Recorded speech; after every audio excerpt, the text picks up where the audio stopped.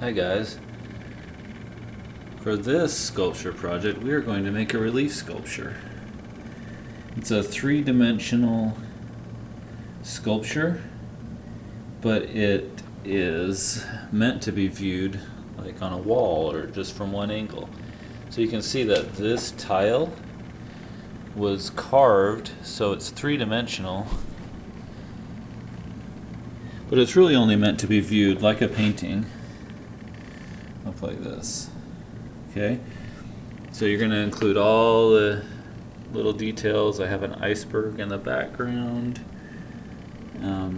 You're going to choose as a subject, you get to choose any animal you want. You're going to make a relief sculpture of that animal. I chose to do a penguin. I love penguins, and so I did some sketches. For example, this sketch right here,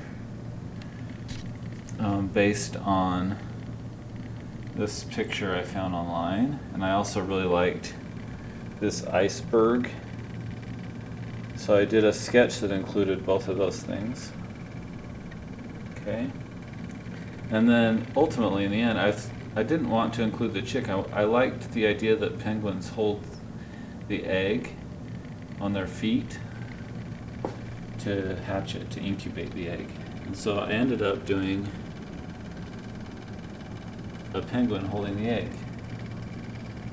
And I used this picture as my reference. I found this online and printed it out. And that had the chick already hatched, but I thought, oh, let's put the egg in its place. So there we go. I'm going to give each of you a paper for you to draw your plan on. It'll look like this. One thing to keep in mind, I want you to have a background, a middle ground, and a foreground. So I have the penguin in the foreground. The ground that they're standing on goes into the midground, and it goes all the way to the background actually, and the iceberg is the background. So here we go, there's the final sculpture. You're going to use, you can use red clay or you can use gray clay.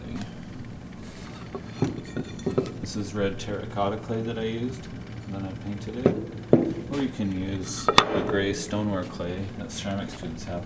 But you will need to, if you don't have any clay with you, you'll need to come to the school and pick it up. So, there you go. That's your assignment for the next 2 weeks.